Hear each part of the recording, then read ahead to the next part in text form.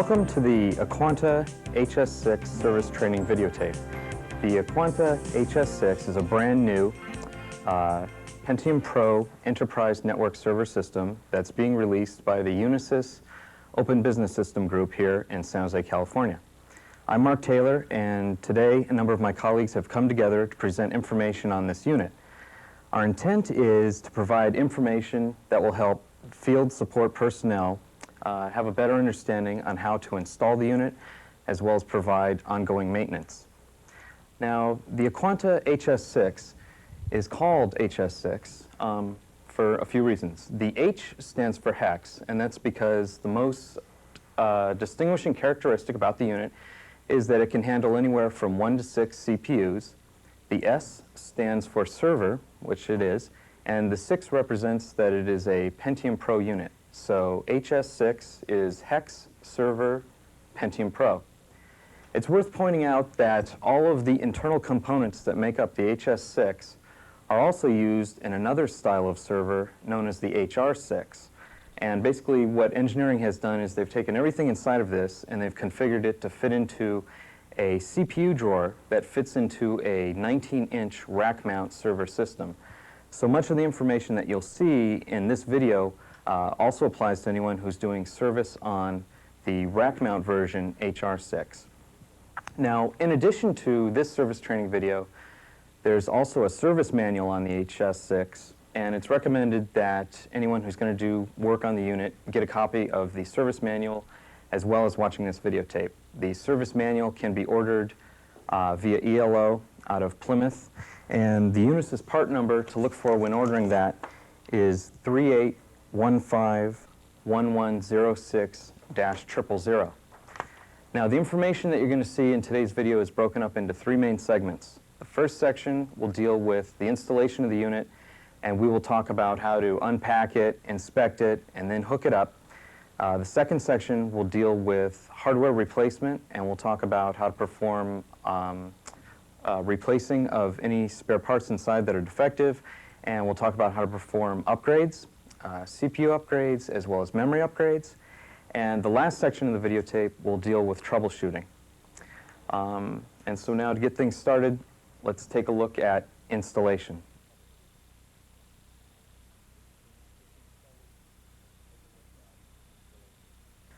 When discussing installation on the HS6, a very important topic that comes to mind is the fact that this system is defined as non-CSU. CSU stands for customer setup, and since this system is non-customer setup, it means that when a customer purchases the unit, as part of that purchase, they're going to get the installation included. So it's up to the service engineer from Unisys GCS or an on-site service engineer from the appropriate Unisys authorized reseller to provide that installation. As part of the installation, there are a number of responsibilities that are still going to be covered by the customer, and then the majority of the installation responsibilities covered by the service engineer. It's important that we clearly define where the installation should stop, because we certainly don't want the service engineer giving away what would normally be billable service. So he's to perform the installation, but then at a very specific point stop, and anything beyond that is definitely considered a billable service. So to get a better understanding of what the customer is responsible for and what the service engineer is responsible for, I've put together a list of the responsibilities for each. So let's take a look at those, starting first with the customer's responsibilities. The customer is responsible for readiness of the facility and electrical supply, basically choosing a location and making sure that there is an electrical outlet nearby. He's responsible for the acceptance of the system delivery from the carrier, unpacking of the equipment, inspection for any visible damage, inventory of the ordered equipment, that is making sure that what he's received matches the order that actually showed up, general placement of the equipment, picking a location where the service engineer will do the installation, and also requesting the system installation from Unisys GCS. He's also responsible for the operating system setup and configuration. So the customer service engineer that goes on site to do the installation will be responsible for the final equipment placement and setup, interconnection of all system and client-supplied data and power, powering up of all equipment and execution of all hardware installation verification programs, and then handing the system over to the customer at a point where the operating system is ready for installation, setup, and configuration. And it's important there that the operating system setup and configuration is the responsibility of the customer, or he can have the service engineer do it, but that is a billable service. That's not included in the installation. So at that point, the installation should stop. When the operating system comes up, that's time to hand it over to the customer. The installation has been completed. Let's talk for a moment about environmental requirements to perform the installation. Although the customer, as part of his responsibility, will pick the location where this is to be installed, the final decision or the final placement of where it's to go is the responsibility of the service engineer during the installation. And whether he's going to go along with what the customer has chosen or recommend a different location depends upon environmental requirements. Some of this is just common sense, but we should cover it. It's important that this system is placed in an area that gets neither too hot nor too cold. A standard office environment is best. You want to make sure that there's proper airflow. The system is dependent on being able to bring air and flow it through the system. So the system should have at least 3 inches of clearance in the back as well as in the front. You certainly wouldn't want to place it inside a cupboard or inside any sort of closet that isn't properly ventilated with an air conditioning system, let's say. It's just something to be aware of because many times a customer wants to place the server unit in an area where there isn't a lot of foot traffic, and although that's a good idea because we certainly don't want anybody bumping into it, accidentally turning it on or off, tripping over the wires in the back, by the same token, we don't want it stuck somewhere where it isn't going to be properly ventilated. So a standard office environment as far as temperature and so forth is what we're looking for. The unit should also have its own dedicated circuit. That is an electrical circuit that this and only this will be plugged into, or this and its peripherals. You don't want this shared on a circuit with a whole bunch of other electrical equipment. This should have its own. Those are pretty much all the environmental requirements that one wants to look for when doing the installation. It's just something to be aware of to make sure that you pick the proper location when performing the installation. Okay, let's now take a look at how one goes about unpacking the HS6. Joining me is Leo Lee, and he's going to help me out, and we're going to show you, once you arrive on site, this is pretty much how the system's going to look once you get there, and the proper way to go ahead and unpack this. One of the first things we should point out is the fact that, as you can see here on the logo on the box, this unpacking really requires the assistance of 2 people. So it's recommended that when the on-site engineer gets out there that he perhaps asks the customer for a little bit of assistance or somebody in the area to at least give him a hand just pulling it out. So let's go ahead now. First thing, just go ahead and break the seal here at the top. Any sharp instrument. You can use a screwdriver, which is what I'm using, a pen, whatever, some keys. Open it up inside. Let's show them a shot here of everything that you get inside. Cables, manual, foam, etc. So first thing, remove all the contents that you find on the top. Let's pull all this stuff off.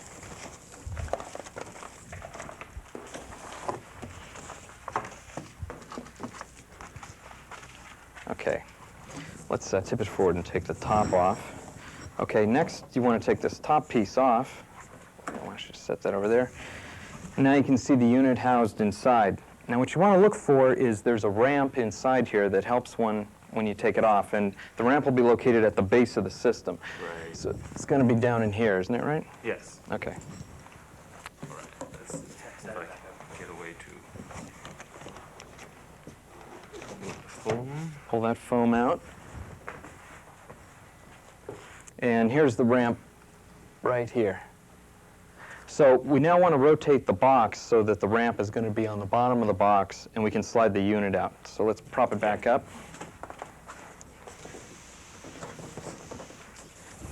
All right. And we want to tip it forward. Right. Okay.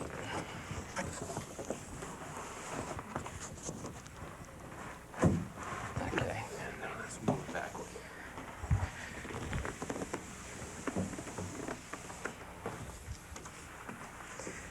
Now the ramp flips down because of the weight of the unit, and the unit's now sitting on the ramp, and there's wheels under here, and it's ready to roll on out.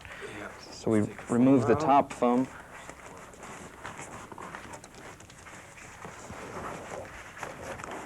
Maybe not. Maybe the whole thing. Pull. Pull the whole unit out. Okay. There we go. Now we can take that top foam off. And let's get the box out of there. And now we take off the anti-static bag. And the unit is ready to be moved to the location where you're ready to do the installation. My name is Peter Learmonth. I'm part of the team here in San Jose. I'm going to explain some of the components on the unit. Starting from the top down, the label here identifies the unit as an Aquanta HS6. This is important, one of your identifying marks to recognize the system. On this side, you'll see the deluxe LCD display. It gives you system status information. With the power on, we'll be able to see that, and we'll cover that later on in the tape. Ventilation is on the front, also on the sides of the cover panels, which you'll see also in the tape. There are two openings to access peripheral bays and the main power switch. There's a button hole that you press, which releases the catch and opens the door. At the top, we have the reset switch and the keyboard inhibit switch. This keyboard switch locks the keyboard so it cannot be used unless this switch is turned off. This is the hard reset switch. We have the main power. There are power switches on the power supplies, which we'll show you. All have to be on, including this, for the power to come up. We have two 3.5-inch bays, and one will always be pre-installed with a floppy drive, 3.5-inch, 1.44 megabyte floppy. We have four half-height peripheral bays, which may or may not be populated with devices such as hard drives, CD-ROMs, and tape drives. In the lower door, we have 7 half-height peripheral bays, which will normally be populated by a drive cage such as this, and possibly a CD-ROM or tape drive as well. This is a 6-bay drive cage. It occupies 6 half-height cavities and can hold up to 6 drives, either 1-inch or 1.6-inch, using the SCA type drive. The system keys for locking these doors and for the drive bays will be located in a Ziploc bag such as this, taped normally inside this door or on the back of the unit.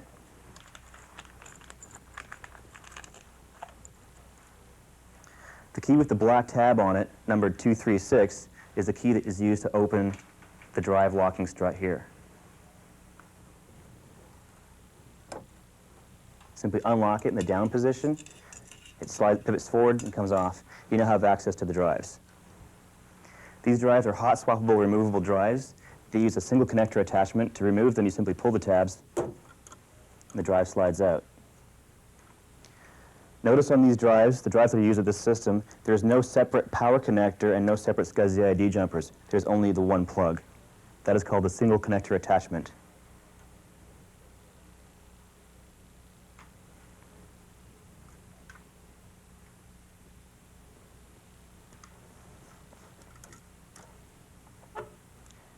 Some information on the system will be applied on labels inside the doors, such as the drive layout and the drive configuration.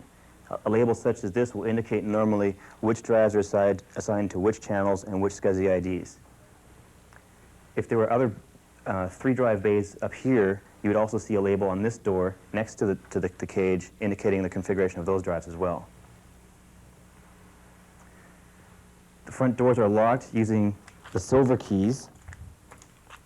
The lock is right here. When the door is closed, press it till it clicks and stays shut on its own. So if you give it a slight tug, it stays shut. Same with the top door. Insert the key. Notice, as with most of these cylinder keys, there is a tab that indicates which way it goes in. And turn it towards the doors to lock the doors. Those are the main features for the front part of the unit. This is the right-hand side of the unit when viewed from the front. This is the front of the unit, and this is the rear. It's all one panel that is removed as one piece. Notice ventilation at the front. On the rear, there are 2 thumb screws that can be removed by hand, and also a locking tab. A normal padlock can be used to secure the unit with a cable to lock it in place, or secure it in some other fashion like that by passing the padlock arm through the loop. Of course, the padlock has to be removed for the cover to be removed. This is the rear of the unit. Going from the top down, you'll see a fan opening. Next to the fan, and normally in this corner of the unit, although sometimes possibly another location, you'll see a label that's applied by manufacturing.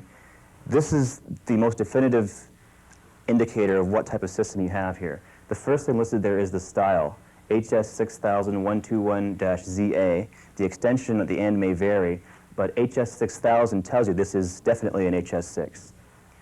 The plateau number gives you the part number of the top-level unit as it was assembled, date of manufacture, and importantly enough to you for maintenance reasons is the serial number. Going down this side further, once again you can see the thumb screws for removing the side panel. I showed you the right-hand side panel, left-hand side panel works the same way. Locking tab is up above on this side. We come to the power supply assembly. There is room for 4 hot swappable power supplies, and you can see here we have 3 installed. There are 2 power inputs at the bottom using the standard IEC 320C13 power input, the same as you would use on most other PCs. Before the power is plugged in, before it's plugged into the wall and the cable's plugged in here, ensure that the power switches are turned off. You should verify this after unpacking the unit. To remove a power supply, there are screws on either side. The lower screw of the 2 screws, the upper screw holds the whole power supply assembly into the unit. The lower screw actually enables you to remove the power supply. You can see here we have a blanking panel over the empty opening. Normally, if a customer purchases all 4 power supplies at the same time as the unit, all 4 will be installed in the factory, although a customer may choose to have a power supply added at a later date. Power supplies can be removed with the power running, provided you turn off the individual power supply you wish to remove first, undo the screws, and then remove it. You can then replace the new power supply replacement unit with the power running as well. This is what's called an N+1 power supply system. N meaning the number of power supplies required to drive the unit, plus 1 for redundancy. The system can lose any one power supply and keep running. The bottom is also a label that gives you some information about the power supply subsystem, instructions as to what the different parts are and how to remove one, which one should be removed and when. It also indicates that these power supplies are auto-sensing. There is no voltage selection switch to choose between 110 and 220 volts. Going down the other side, at the top of the unit, we have the expansion peripheral card cage. At the very top, you have an ECC memory error reset button located next to the parallel printer port. This is a standard 25-pin female LPT-style parallel port. Below that, we have the basic I/O ports, leftmost being the mouse with the keyboard. These are PS2-style plugs that use the same keyboard as the rest of the Aquanta product line with the PS2 mini connector. We then have serial port 1 and 2.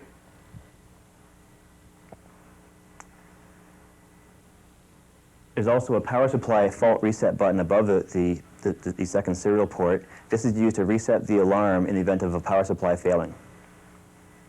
We then have all the peripheral card openings, some of which are EISA, some are PCI, and some are shared. You'll see which ones are which when we open the unit and show you the motherboard inside. In the case of this unit, we have a VGA video card. You can recognize that by the 15-pin, 3 rows of 5-pin connector. Below this, we have an Ethernet card with an RJ45 10 or 100 megabit port. At the bottom of this unit, we have a RAID controller with 2 very high-density 68-pin SCSI connectors. The actual configuration of the system you're installing will vary depending on what the customer has purchased. Below the card cage, we then have 2 more fans, and you'll see how those fans are accessed from the inside for serviceability. There are various other caution labels as well. We have industry standard and agency compliance marks such as CE, TUV, UL, CSA, and so on. Once again, you can see the thumb screws and the locking tab for accessing the side panel. On the power supply subsystem, there are 2 input plugs. The left plug controls the bottom 2 power supplies, and the right plug powers the upper 2 power supplies. During your pre-installation inspection, the first thing you should do is verify all the components we just explained on the outside to see that there's no damage, nothing is loose, none of the screws in the rear are loose, that the power supply screws are fully seated, and so on. Look for obvious damage on the card cage or dents anywhere in the system. Sometimes also, if there's any wobbling in the system, inspect the caches at the bottom to make sure that they're not damaged. The next thing to check is the inside of the system, and we're going to start with the right-hand side where the CPUs and the motherboard are located. As I mentioned, there are two screws, top and bottom. They're thumb screws, they untwist.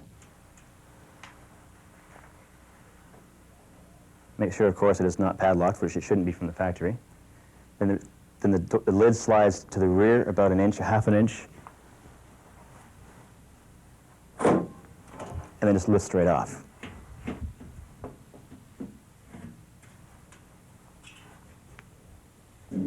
On the inside of the lid, there's a label that indicates SIM memory locations, SIM assignments, pairs, memory banks, and so on. There are also jumper settings for the motherboard for CPU speeds, as well as other card assignments and so on.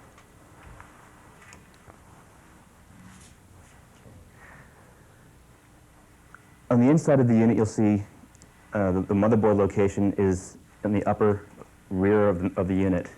From the top down, you'll see connectors for the wide SCSI and the narrow SCSI. The wide SCSI is hidden behind the narrow SCSI cable in this case. You'll also see IDE cables, connectors which are not normally used since we do not support the use of IDE devices with this system. You'll see connectors for fans and switch sensors and so on. The topmost slot is not an EISA slot or a PCI slot used for normal devices. This is a slot that's used for the keyboard, mouse, and other devices. You then have 5 EISA slot connectors, 4 of which are dedicated to their own slot, one of which shares a slot with a PCI connector. There are 8 PCI slots, one of course being shared with the EISA. In this case, you can see on the inside our VGA video board. We have an Ethernet card, several empty slots, and then we have a RAID disk controller. You'll notice that the cables from the disk controller and most devices that have cables to internal devices are routed above the motherboard around to the other side of the unit, and you'll see when we turn the unit around on the inside of the other side where those cables come out. Below the I/O slots, we have 2 slots for CPUs. The system will come with 1 CPU card installed and either a second CPU card or a terminator card installed. The CPU card each one can house 3 CPUs, and you can see the heat sinks here and the fans for each of the CPUs. On this end of the upper board and on the other end of the lower board, you'll also see the voltage regulator modules. Each CPU will have a voltage regulator module. The bottommost card is the memory card, and the SIMs hang down below it. There are 5 fans visible on this side of the unit, 2 on the rear, which we saw from the rear, and then 3 on the front. You'll also see part of the power feed coming from the other side of the unit from the power supply subsystem to the bottom lowest edge of the motherboard, including all of your DC power. And in this corner, you'll see from this side the logic boards and so on for the LCD display. At this location, you'll see a switch. This is a sensor switch that detects that the cover has been removed. Normally with the power on, if the cover is removed, there will be an alarm that will be indicated on the LCD display, and depending on the software used, it may also indicate an alarm on some management console somewhere on the network.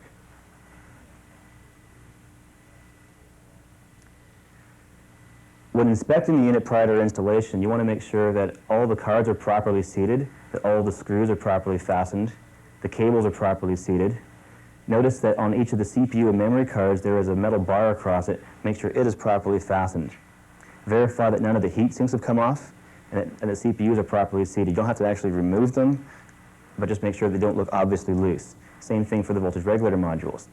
One thing to inspect on full-length cards is to verify that the edge of the card away from the backplane of the system is located between the proper set of the bumps at the end, so it's not bowed in one direction or the other. Verify, of course, that there are no loose pieces lying around anywhere, no screws, nothing obviously lying on the motherboard that shouldn't be there, loose screws or other loose components. Looking below the memory card, you can see where the SIMs are located. You should verify that they're all inserted to the same level, that they're all pretty evenly lined up. They should also be installed in sets of 8. There should be 8 identical SIMs or 16 identical SIMs installed in the unit. On the left-hand side of the unit, this is where we access the drive bays and so on for installation of drives and for verifying that drives are installed correctly. Once again, we have 2 thumb screws, top and bottom. Now note these doors may be on very tight, and it may be necessary to carefully use a screwdriver to pry the door from one side. Make sure that you don't scratch the paint on the unit or damage it in any way when you do that. Simply insert a screwdriver to get a little bit of leverage between the edge of the door and the head of one of the screws until you get enough for your fingers where you can then pull it off. Once again, there'll be other information on the configuration label. You'll have some jumper settings, and you may also see an FRU list. This will give you a list of all the FRUs that were installed in the factory by style and by part number. What does FRU stand for? FRU is Field Replaceable Unit. This is basically your spare parts list. In addition to these FRUs, there is also a bill of materials available to you in the system, and that list will be discussed later. At the upper rear of the unit, we have one of the fans that we saw from the outside. There's also, next to the fan, a sensor switch that detects that the door is open. In this area, you'll see wire-tied cables, excess cables and so on that are tied to get out of the way so they don't hang loose, put too much tension on the connectors on the opposite side, or too much tension on the connectors of the drives installed internally. This block here is the power supply subsystem.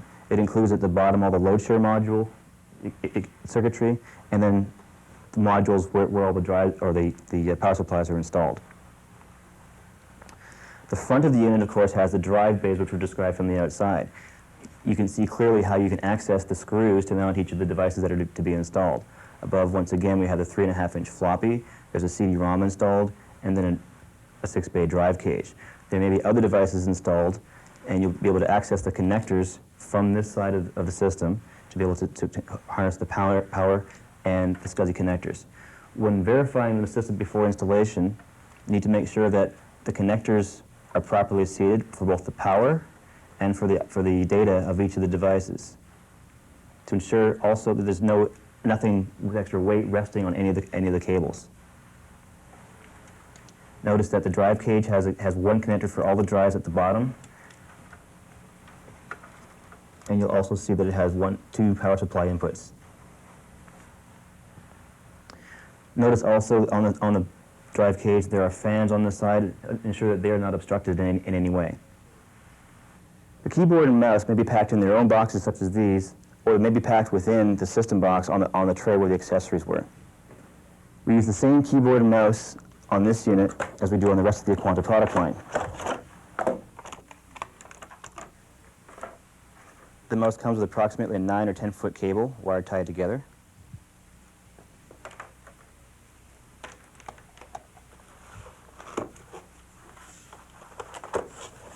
The keyboard has approximately a 6-foot cable.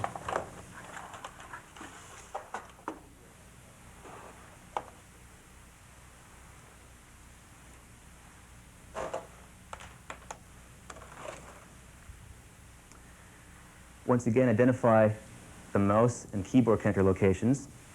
Notice that this should be done with the power supply turned off and the power unplugged.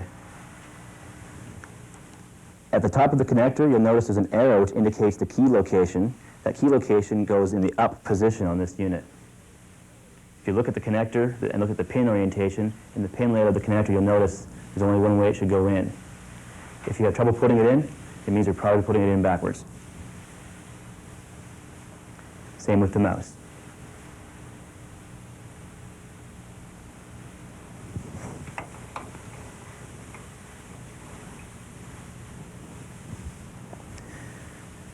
The VGA cable, like many D-sub type connectors, has a wide side and a narrow side. This indicates the orientation of the connector.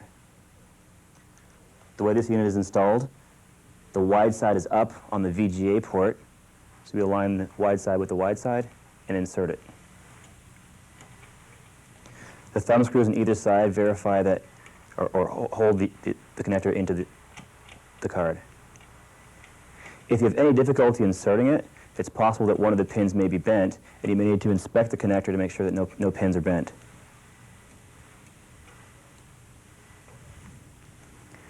The Ethernet cable plugs in similar to a telephone cable. It has a tab on one side, and the contacts are on the opposite side. You align the tab with the notch in the connector on the card and simply insert it, and you'll hear an audible click as it seats. If you have an external disk subsystem, you'll have a cable such as this, which has a wide connector at one end for the disk subsystem and a smaller connector at the other end with the same pin out for the RAID controller. Again, as with most D sub connectors, there was a wide side and a narrow side. The wide side, once again, goes up.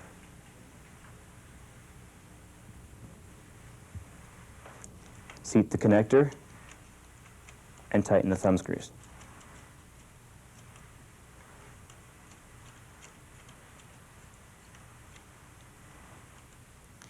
Note that there are two connectors. Which connector you use will depend on the configuration and the drive layout the customer wishes to achieve. You'll have to consult with them, or an ISG or Information Systems Group or other consultant will have to work with the customer to decide how they want it set up. Once they've determined that, then you can connect the connector in the appropriate location for them. Once again, before connecting the power, verify that all of the outlets are turned off.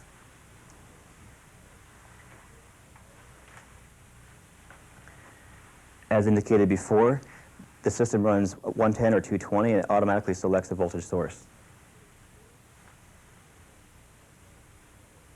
Notice on these connectors, these are IEC 320 C13 standard computer plugs, there's a notch on two corners that indicates the orientation of the plug. It will only fit in one way.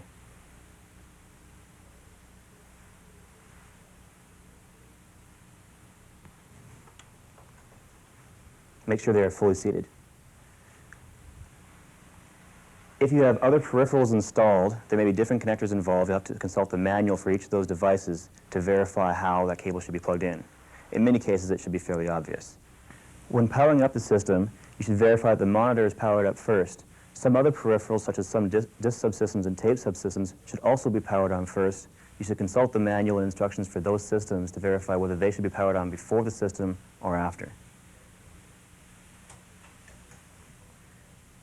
Before powering on the system itself, verify at the front that the main power switch at the front is turned off. We don't want the system powering up when only one power supply is in fact providing power. Notice also at this point, when I turn the monitor on, the monitor is plugged into its own power supply. Some systems have a convenience outlet, the opposite gender of the input power, to plug in the power for the monitor. This system does not have such an outlet on it. The monitor must have its own power source. Power supplies can be powered on in any sequence. Notice that the fans may start turning immediately. That is normal. Once the monitor and the rear of the system have power turned on, you can then go around to the front and turn on the power from the front. Open the panel, switch the switch to the 1 position.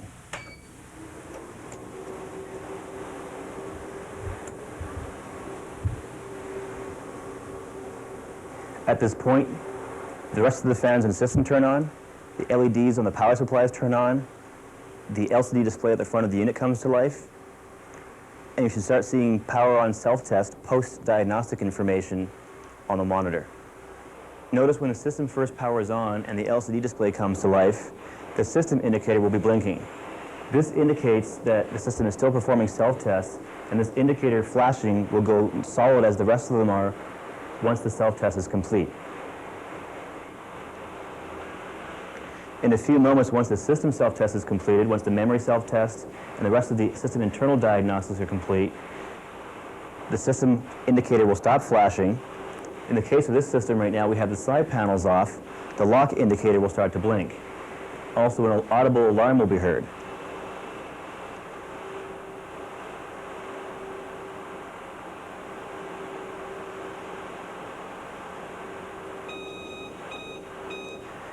This alarm can be temporarily disabled by picking the left arrow key, and there's an indicator at the top left that says alarm speaker on. Simply press that, and that silences the alarm temporarily until the system is reset or powered off and back on again. Now that the system has been powered up, you're ready to use the following tools to verify that it's operating correctly. The first piece that you need is the ESA Diagnostic Media Kit. The current version is 1.5.3, and this can be ordered with the following part number, 45929924-006. The next piece that you will need is 2 of the 9-pin RS-232 loopback plugs. These 2 can be ordered with the part number 6100481. Again, you will need to order 2 of them, so order a quantity 2 of that part number. And the third and last item that you will need is a 25-pin printer loopback plug, and this can be ordered with the part number 6100513. Remember, these pieces do not ship with the Aquanta servers, so you need to order them in anticipation of doing the installation. The next part is to do some brief tests using the ESA diagnostics to prove that the hardware is working. These tests give you a little bit better confidence in the equipment than what the booting process does. Before you start, you have to have the loopback plugs for the serial and the parallel ports plugged in the back. Then you must have the floppy for disk 1 of the ESA diagnostic set of disks put into the floppy drive in the front. And then you go ahead and turn on the power.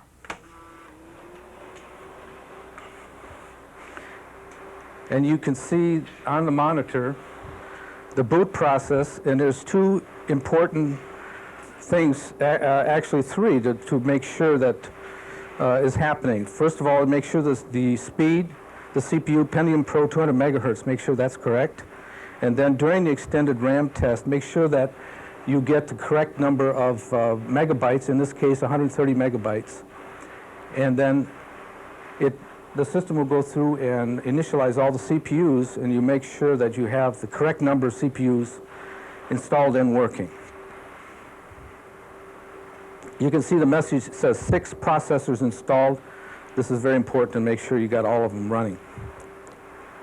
At this point, again, we have the disclaimer screen, and you can see you have the option to terminate or else to go on. So you press any key to go on. Okay, the ESA Diags has 2 menus. This is the first menu. This, as you can see, it has the item number 1 on the menu is the ESA Diags. Number 2 is a special dual system, which we don't use. Number 3 is some new tests that we've just added to accommodate this machine. One is a memory test to spot bad SIMs and identify bad SIMs, and another one is the multiprocessor test, which is test for 1.4 compliance, and it turns out to be a very good test to run at this point. Okay, at this point, we want to run these 2 new special tests to give us a quick idea that the system's running. So I will enter the number 3, and this goes to the second menu. Now on this menu we have number 1 is the MP system diagnostic, which is for 1.1.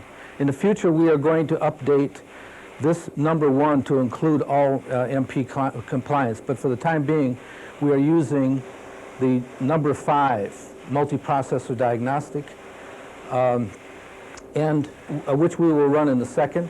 But before that, we want to run the new memory SIMS diagnostic. As you can see on the screen, it says SMP 6400, but it turns out that this diagnostic is also perfect for running on this HS6 machine, and we will be updating that in the future to reflect that. But for the time being, we will select number 4 to do the SIMS test. Okay? So I will enter number 4. And it runs.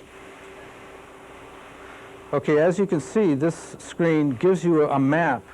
Actually, it gives you certain configurations at the top. The map comes later. And we'll also point out that it found the Orion bridge, PCI bridges, and the memory controller. And it also indicates there's 131,000 kilobytes, which is also what we indicated on the BIOS. So we check improving for SIMs, and we can hit any key to continue. This screen gives a map of the SIMs, and you should be able to verify this particular picture against the SIMs on the memory card in the machine. And this one indicates that you've got 16 meg SIMs, 8 of them, which is 130 megabytes, 128 megabytes, is which we are reading both from the software and from the BIOS. And the messages here say, the dash line says that these are empty sockets, which, if you will verify, they are indeed empty. And if there's any row of X's, it's saying that this, it could not be tested, so that the program doesn't know whether it's a bad SIM or not. But since we don't have this line up here on the map, then you don't have to worry about that. Now, the actual memory test, which is a very brief test, it is to test if there's misaligned SIMs or loose or some faulty dirt on the contacts or something like that. But it's a very brief test. So we don't need to loop at this time, so we just hit this carriage return key to execute, which I'll do now. This is the test running. As you can see on the bottom right here, all tests passed. So insofar as the brief test goes, these SIMs are good. And again, the map didn't change any, so you can press any key to continue, and this brief test says your SIMs are okay. Now, as you can see, we're back to the sub-menu. We came from number 4. Now we're back to this menu, and now we'll run the multiprocessor diagnostic. Now, the purpose of the multiprocessor diagnostic is to make sure that the actual CPUs are not only active, which is what the BIOS checks, but that also they do execute by swapping programs back and forth between them. The test takes about 6 minutes to run.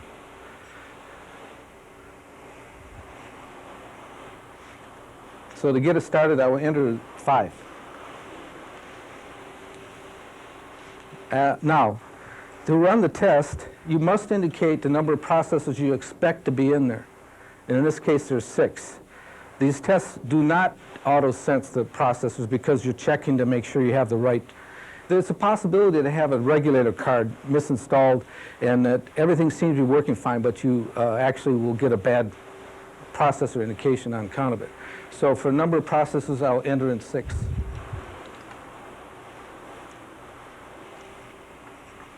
It's starting to run now. The most important thing at the beginning, it gets the IDs of the processors, the master processor and the first processor in the string. This is the most important message right here. 6 processors present, 6 processors expected. Now we'll do a functional test. And this tests each pair of processors, the relationship between them.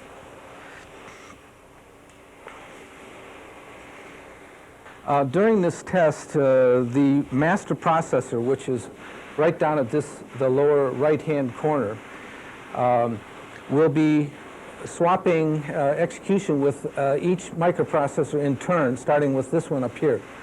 So during the test, it will be steady here, and then it'll start blinking here and blinking back and forth. And then after a while, it'll start testing this processor, and it'll be blinking back and forth. And then we'll go to this one, and this one, and finally this one. And each time it blinks, that means that the processor is active, actually executing programs. During the running of this test, the actual test being run is indicated by a white line on the screen. And after the test runs, it gives a green line indicating that the test passed, which it says test passed. If you get a red line or a blue line, red line means a fail, a blue line means that it was non-functional. Blue line is usually harmless, but you shouldn't get a blue line on this test. And hopefully you won't get a red line. And when it gets to the end, which it just did, test passed, okay, you can, it waits for you to press a key so that you can evaluate the results, and since it passed, then we can just go on. So I'll press any key. And we come back to the sub-menu again, and these are the only tests we want to run in this menu, so I will hit a 0 to return to the ESA Diagnostics main menu. Which brings us back to the main menu again, and now we will run number 1 to run the system diagnostics.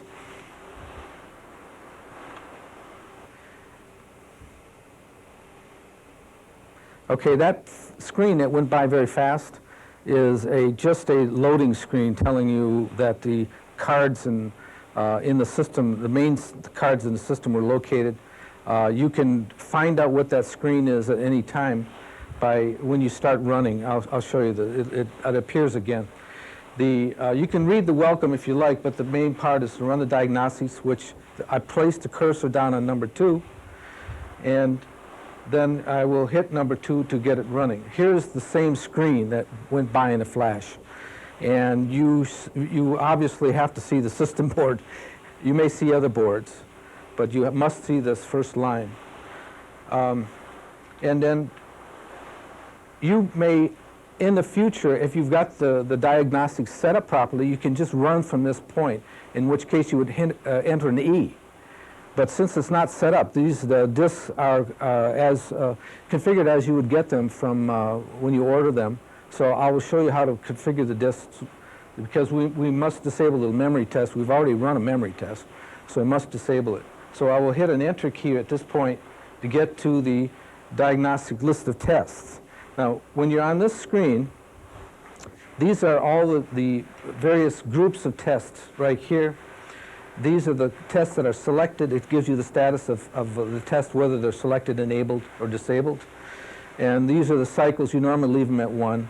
And if there are devices within each system, you can select them here. But of course, since there's only one system, you won't get any selection here. It's just one system. The way you enable and disable tests is to put the cursor on the particular, where it says selection, you put the cursor on the particular test you want to select, and then hit enter. And in this case, I want to select the memory test. The memory test runs for several hours, so at this point, you don't care about running memory tests. But the memory tests are for if you suspect a bad sim for some reason. These tests are about as good as any test you'll find to detect intermittent sims. Okay, now I'll select this, and it says selected. If the cursor is on selected, you can see it goes to no test or all tests.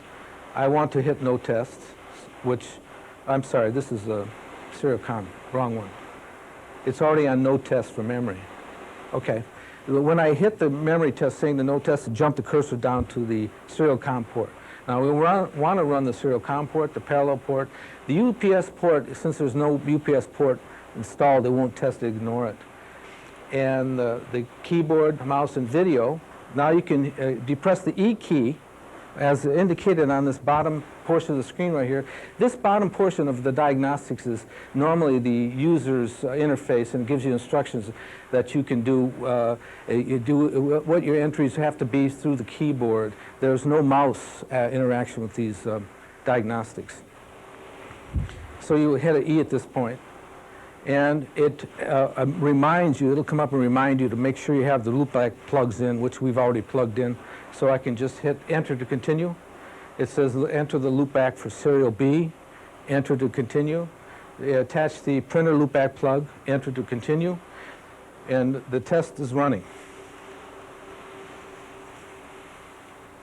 And as the test run, you can see that the test is indicated right here, and this gives you your status. And of course, as you can see, each one of these tests are passing right now. It's testing the speaker right now. It gives 3 tones out on the speaker. And then it asks you, did it function properly? These dialog boxes require the use of the escape key to go on. It's not intuitive, unfortunately. But escape to go on. So since this did function properly, I will hit the escape key.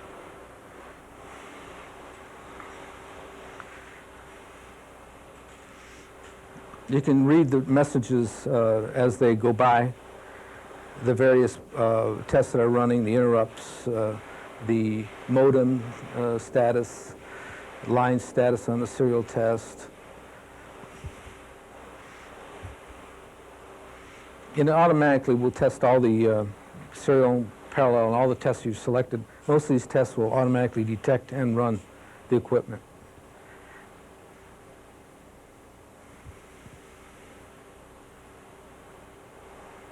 At any point, you can hit the space bar to abort the current test running, or if you hit the escape key, you can abort all the selected tests and stop the test.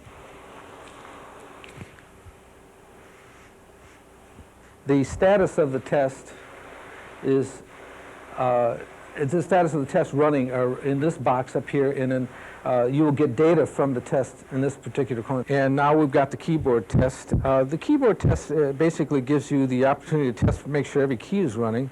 You can, as it says down here, you can press Control Break to exit this test.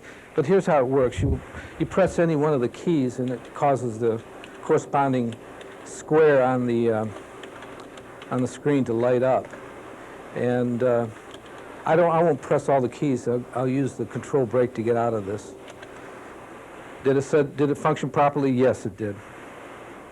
Again, you hit Escape. Now here's a little mouse test.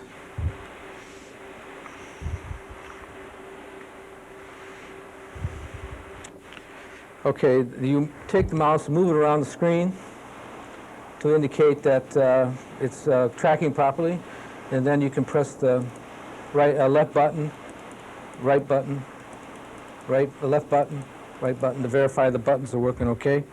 Press Escape to exit. And the video tests, it's running. This is normal.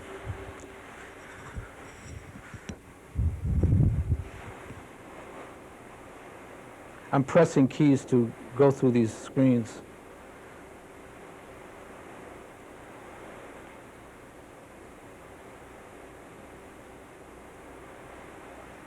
Did the test function properly? Hit Escape.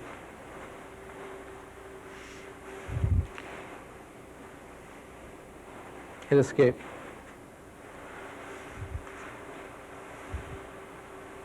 All right, the tests have finished, and at this point you should have fair confidence your system's in good shape. You've now seen how to properly unpack the system, inspect it, make all the proper cord connections, and to run the diagnostic to verify that everything is up and running. At this point, the installation is complete, and it's now ready to be handed over to the customer. It's the customer's responsibility to set up the operating system or to purchase that service. So at this point, the installation is complete. Let's now move on to Section 2, where we'll discuss through hardware replacement within the unit, as well as how to perform upgrades for the CPUs and the memory.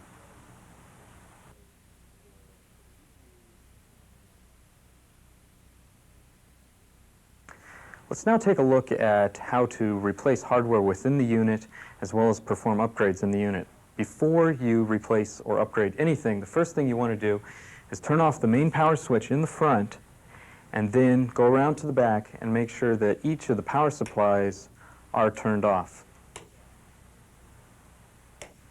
Then unplug both power source plugs.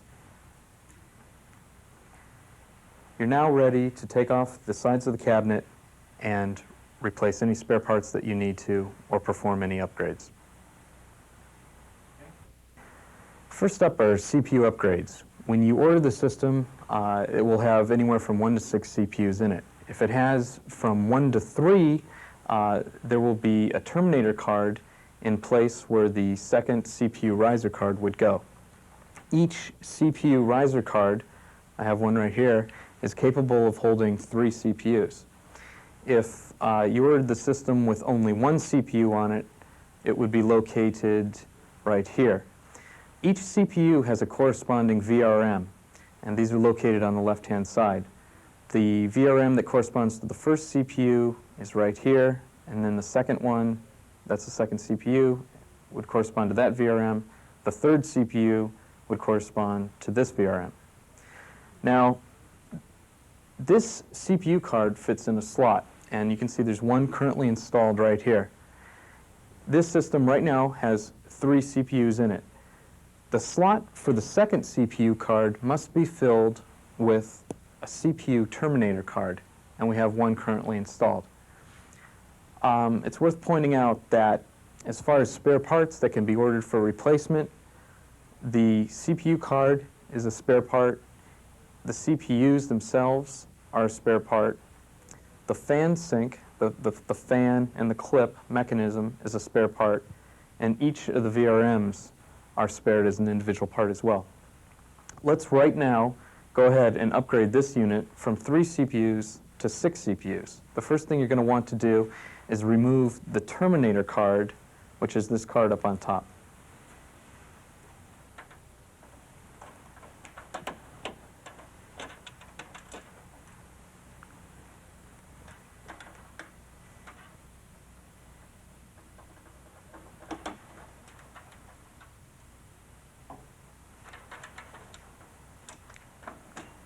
Unlock the card with these brackets on each side and then slowly pull it out.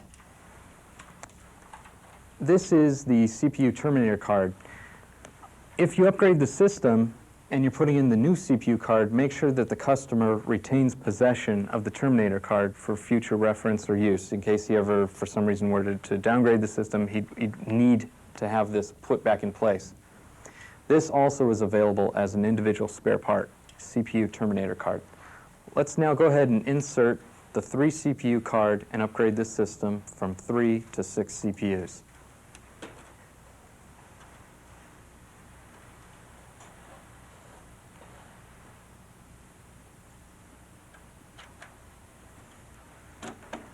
Carefully line up the board and make sure that each of the locking tabs are open as you insert it, and then once you get it in place, push them down. Then go ahead and reinsert the screw on each side firmly.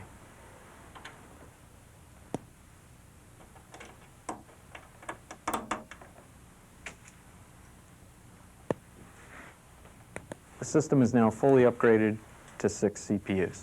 Let it back out for a second. The memory is located on the SIM board, which is right here.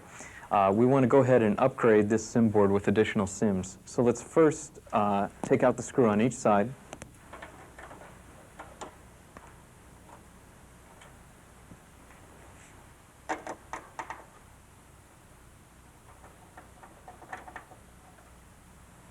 And then remove the board.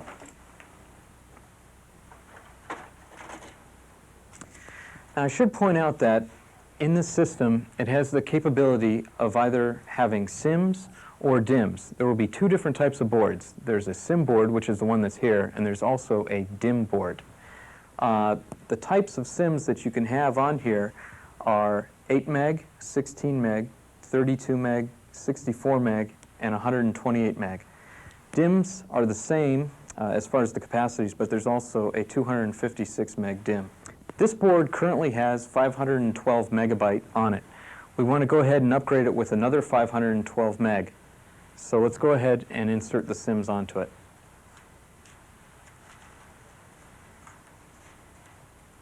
Insert each SIM at an angle and then pull slightly into the upright position and they'll lock into place.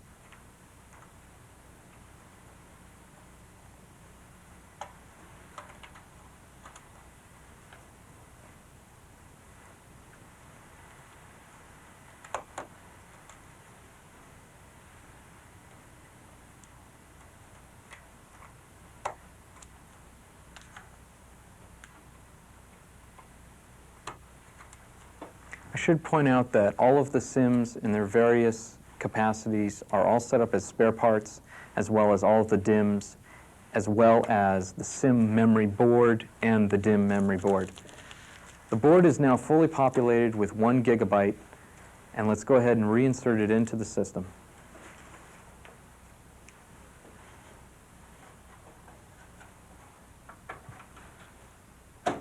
Push firmly into place, and then reaffix the screw on each side.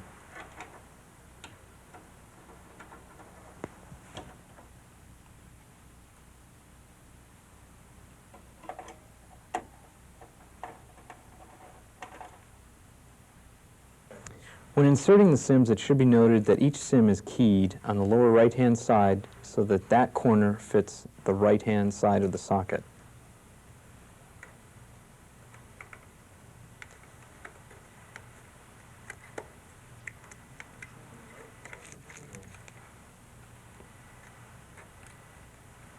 If one needs to replace the I/O card, which holds the parallel and serial ports, you first need to disconnect this cable right here, and then remove the screw.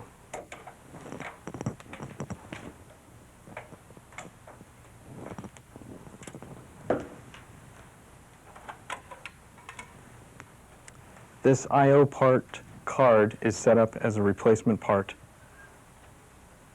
When you get the new card, just reinsert it, reconnect the cable, and put the screw back.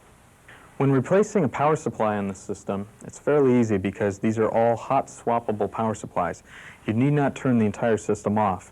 Just turn off the power of the power supply that you want to replace, and then remove the screw on each side.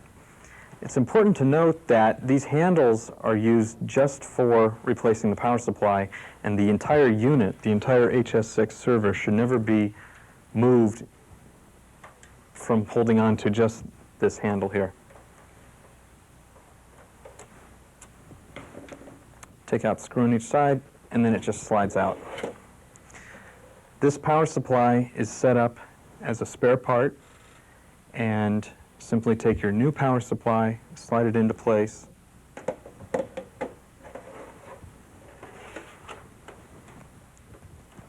put your screws back,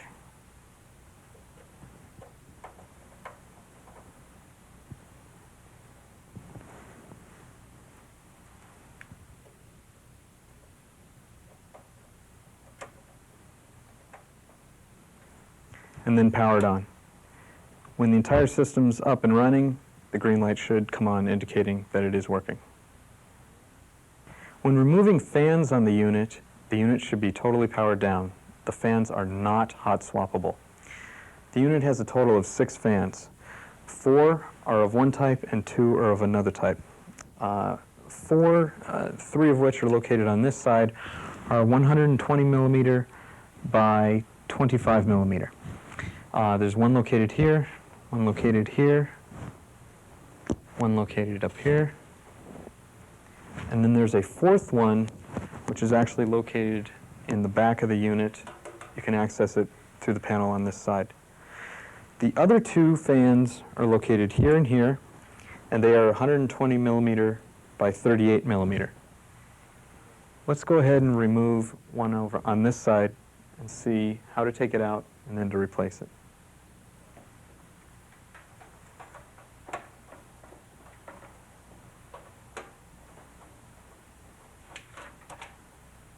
Remove the screw, slide it out, and then you'll need to disconnect the cable.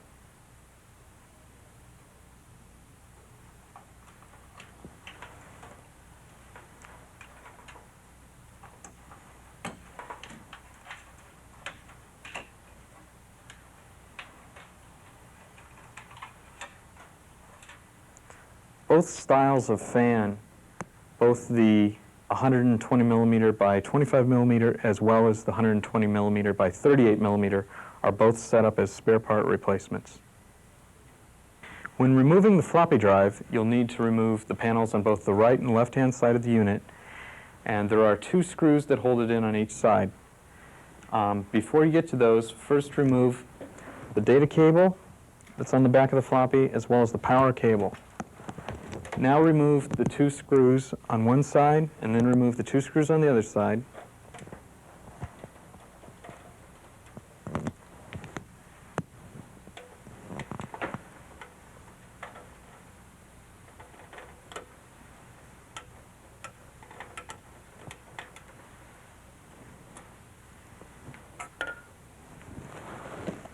Open the front door, and the floppy is now ready to slide out.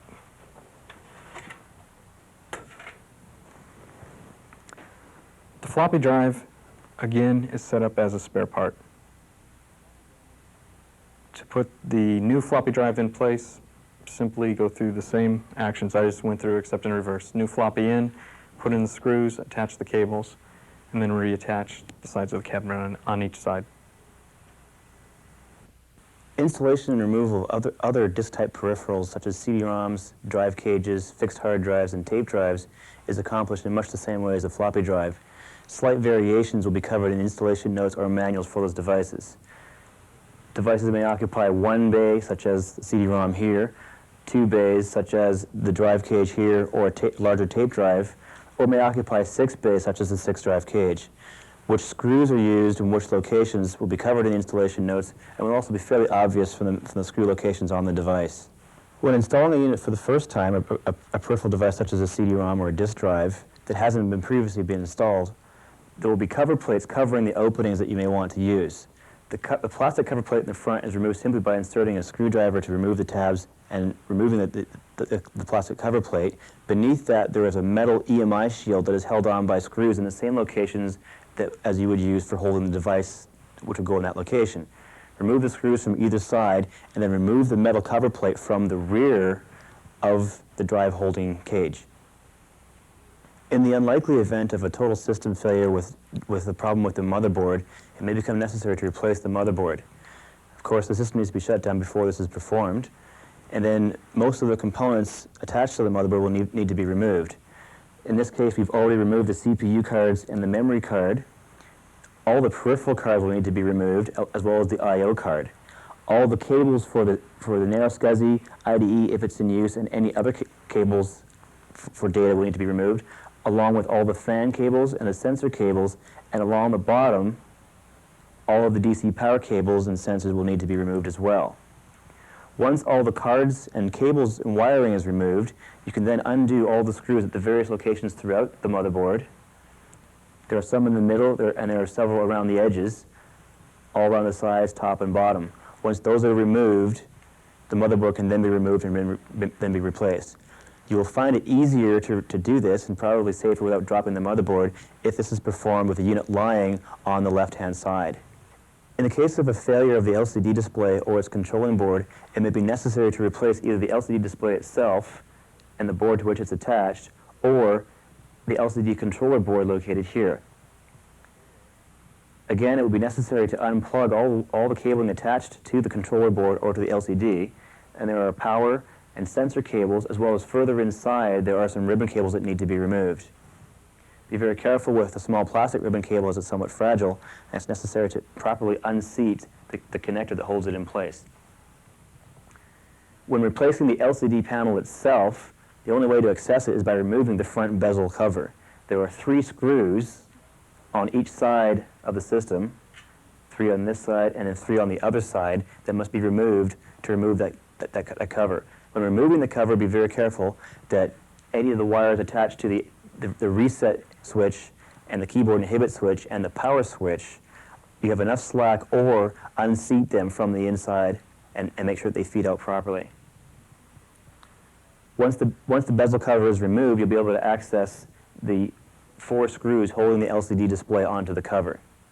When replacing the controller logic board, there are approximately 6 screws that hold onto the frame of the unit, onto the chassis. Once you've replaced the boards, the logic board or the LCD, ensure that all the connections are reconnected, including verify that the small plastic ribbon cable is properly seated and that the connector is locked in place. Okay, we've seen how to perform hardware replacement within the system, as well as how to perform upgrades for the CPUs, as well as upgrades for the memory. That concludes Section 2, and let's now move on to Section 3, where we discuss troubleshooting.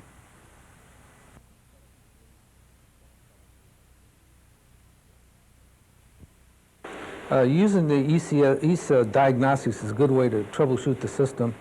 And in this instance, we have a bad CPU, and you can run the multiprocessor diagnostic here to detect which CPU is bad. So I'll select number 5, and it asks me to enter the number of processors. Of course, this is a 6 CPU processor test, so I'll enter 6 here, and it starts running.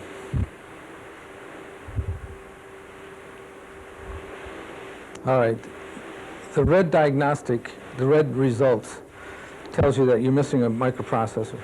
Now, it's actually going to run the test, but it is informing you that you're missing one of them. You expected 6 processors, and you only have 5. Now that we've detected a bad CPU, you can go to the control panel in the front, and by touching the CPU token here, you can see the flashing light under CPU 2, the flashy display here, which says that it's bad. Actually, it says disable on it, but in this case, we know that it's bad. And if you are troubleshooting and you suspect a bad serial board, for example, here's one way to detect it. I'll select ESA diags, which is number 1, ESA system diodes.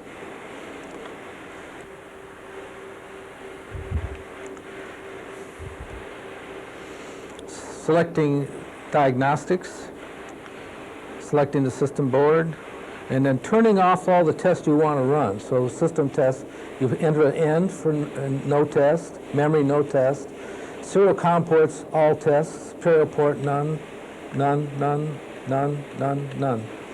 Now it's set up to run a serial port test.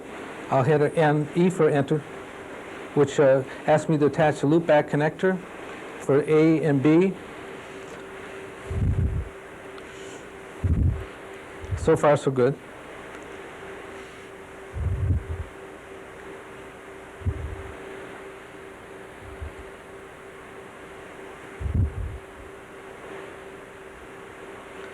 Aha, so we have an error on the interrupt, which is an external part of the port. And as you can see, here's the error number, E02007, which tells you it's in slot 0. This is on the first test, loop of the test. It failed once so far, which we just, and here's the time. It says it has failing on serial A, and it's a loopback failure. Did not get the receive interrupt, which would imply that the receiver or the transmitter is bad. Which should you replace? And I would replace I would first of all check to make sure that the serial loopback plug is working properly, and if that is if you trust the plug, make sure it's plugged in, of course, and then I would suspect the card and remove the card as a FRU. Another useful diagnostics tool for both you, the engineer, and for the customer is the deluxe display panel located here on the front of the unit. There's an LCD display that's also touch sensitive. The various buttons that appear there with icons for CPU, RAM, etc. When you press one of these, it gives you a submenu with various information that can be used for diagnostics purposes. Going from the top down, left to right, the first menu item is CPU. This gives you status information on each of the CPUs in the system. Shows you how many are installed and whether they're functioning or not. At the bottom you'll see various arrows, left, right, and up. Up goes to the previous menu where we just were, and left and right will give you menus at the same level that we're at right now. This gives you an example of the CPU loading and the relative performance or the amount of work being done by each of the CPUs. As you can see right now, we aren't running an operating system at the moment, so there's almost no activity. You can change the scale to show from 0 to 10 or from 0 to 5. Again, the right arrow goes to the other CPU menu, and then up brings us back to the top level. At the top level, at any time if you hear an alarm that you want to silence temporarily, for example, if the side panels are open or something that you know is wrong that you don't want to hear about, the left arrow here gives you the option to go to the alarm speaker to turn it on or off. Note that when you reset the machine, hard reset, or if you power the machine off and back on again, the default comes back to the alarm speaker being turned on. The ID setup is a menu that we don't use at this time.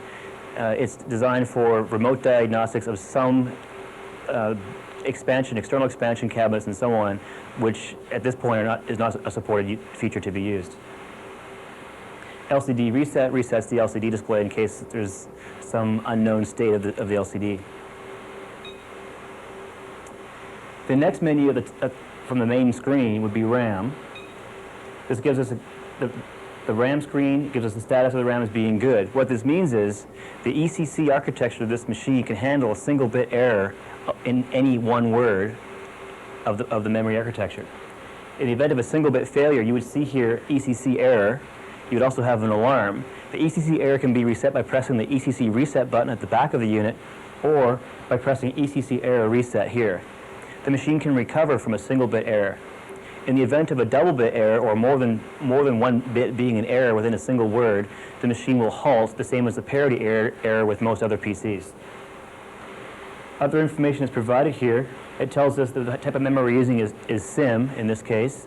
The other option, of course, is DIM. Below that, we have the interleave mode. This means that we're interleaving sets of 4 pairs of SIMs for every one set of words. This gives us our optimal performance.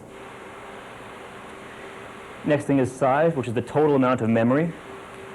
The next option is bank 0 and bank 1. What's happened here, we have 16 SIMs installed. With 4-to-1 interleave, they are used in sets of 8. So the first bank, or set of 8 SIMs, is 128 megabytes.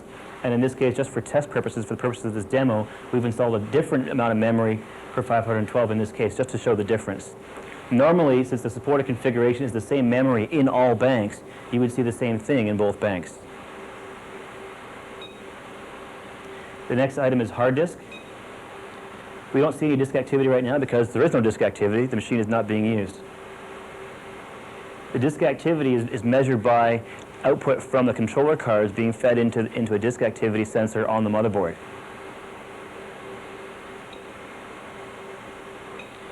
The next item is very interesting. We have the fan status. It labels each of the fans, and the number of fans that you see here will depend on the configuration of the system. The more CPUs you have, the more CPU fans you will see.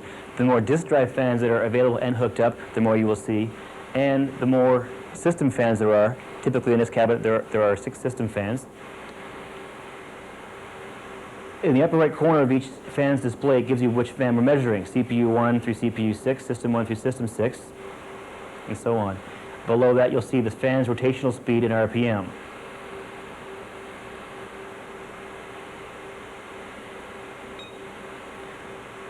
On the left menu of this same level, we have the CPU and ambient temperatures within the unit.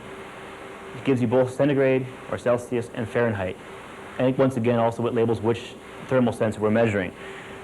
There was a thermal sensor in each of the heat sinks for each of the CPUs, and also 1 ambient temperature is measured from the motherboard. The next item is power. This gives us the DC power status of each of the DC power measurement points within the system. We have 1 for each of the CPUs, measuring the 3.3 volt setting for each of the CPUs, which could be 3.3, 3.2, 2.8, and a few other voltage settings, depending on the types of CPUs in use. Then we have 5 system voltages. We have the plus 3 volt, which is 3.2 in this case. We have plus and minus 5 volts, and then plus and minus 12 volts. The first number up in the corner of each of these voltage settings is which one we're measuring. And then the number below it is the actual voltage of that measurement. The icons with the needles swinging back and forth are just icons. The needles don't actually represent any useful data to you. The left menu from this level are the power supply status. You can see here we have 4 power supplies installed, and they're all in good status. If we were to remove one of these power supplies, you would see a failure here. In the event of one of these power supplies failing or being removed, or if we lost power to one of the inputs from the wall, an alarm would go off. You would see a blinking status on each of these saying fail, and you could reset that alarm through this button right here. The next item is the locks. It says right now on ours that it's closed. We've disabled the sensors because we didn't want the alarms to be showing for the purpose of this video, since we do have the covers open. However, in the event that you had the covers off, again you'd have the alarm and it would indicate which of these covers was open. The last menu is system status information, system revisions, and so on. This gives you the ID number for the LCD display in the event that we had multiple systems hooked together in multiple disk drawers. Again, that's not a supported feature at this time, but you may see it in the future.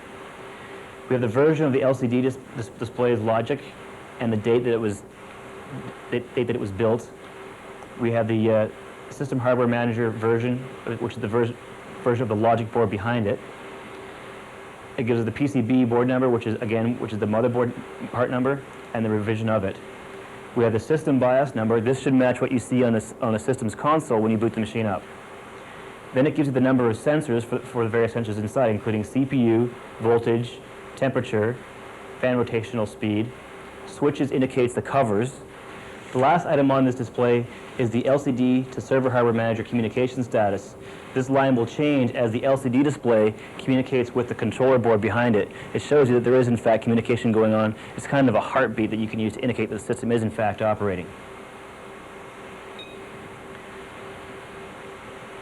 It's worthwhile to point out that all the information available through the LCD display can also be read by software, and currently shipping with the unit there's a piece of software that enables them to view from the system's console or from a network attached PC using Windows 95 or Windows NT to view this information. That requires, however, that the server be running Windows NT server. Also, the Unisys VisiNet software package can read the information from here and report it back to an SNMP-based system management console. When the system first comes up, the LCD display will be dimmed out. At any time when the LCD display is dimmed due to timeouts, you can just touch the display, it will come back to life. Also, the contrast can be adjusted in case it gets too dark or too light and you have touched it to bring it back to life. There is an adjustment on the inside on the controller logic module to enable you to adjust the contrast darker or lighter.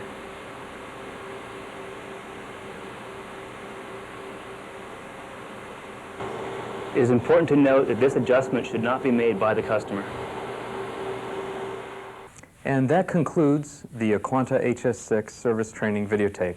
We hope that the information that was presented will be helpful to those of you that are going to be responsible for the installation of the unit as well as the ongoing maintenance. From all of us involved in the making of the videotape, thanks for watching.